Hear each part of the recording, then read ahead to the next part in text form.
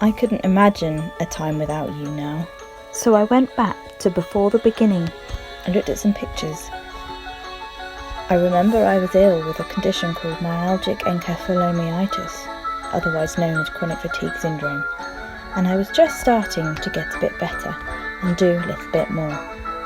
Mum had a friend whose dog, called Poppy, was getting older and needed to be let out for a pee more often, so I would go over and help her. I built myself up and started walking her too. She was a great dog, and she's passed now, but she confirmed what I'd always known, that I needed a dog in my life. I used to get up at 6 o'clock every morning to prove to my parents I had time to walk a dog before school, but for many reasons I couldn't have one. So pretty much as soon as I left home, I got a dog. When I saw your picture, I knew you were the one. We reserved you and drove the 2-hour, 116 miles to see you. We tried to do everything right, check the breeders and your parents. I'm not sure now on reflection that everything was as good as it seemed, but there was no way I was leaving there without you. That first car journey home, I put you in your crate and it looked like a stately home in comparison to your size. We stopped at services and took this picture of us. Not the greatest, but the absolute first. After another 2 hours and 116 miles, we got home and let you explore. That first night was hard. We did all the right things, put you in a crate, ignored the gut-wrenching crying, and that first night was the only one you were unsettled. It wouldn't take long before you found your way into the bedroom every night though. Now, pretty much all of your motivation is food, but back then, you took a lot of persuading to eat.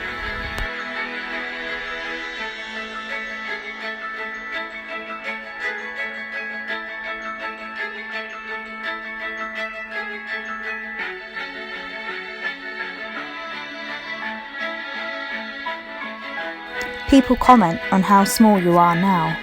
It's hard to believe that you were once so small we had to teach you how to jump off the sofa.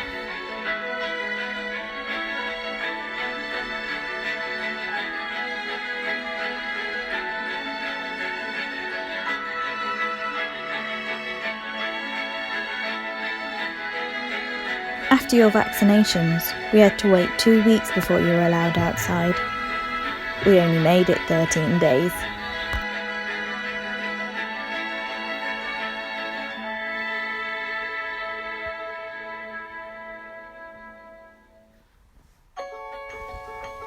The first time you walked on grass and tried to eat bark.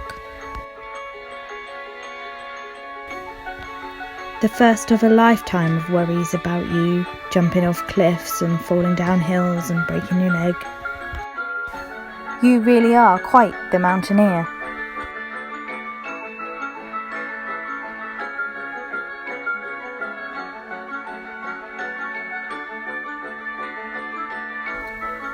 The beginning of a lifetime of you running circles round me. You've never outgrown your dislike for being wet.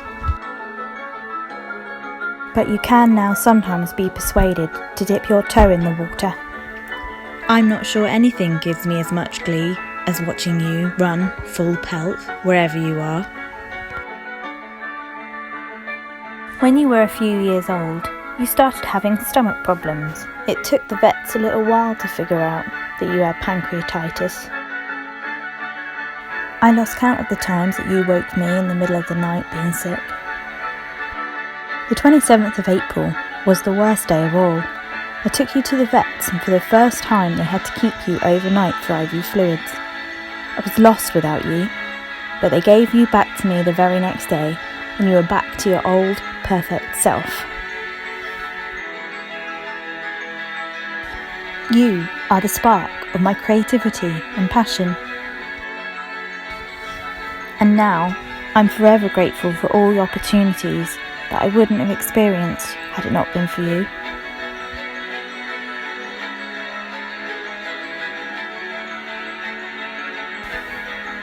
After I'd recovered from another relapse, we decided to embrace life with all paws. We started our YouTube channel as a keepsake of these adventures, and I created an Instagram just for you.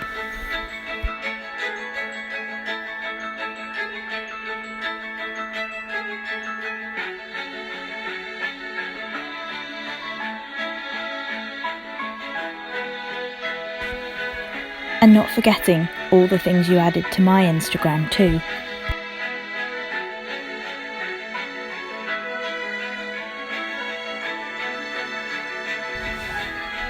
I think I'm making this video because I just can't put into words how much you mean to me.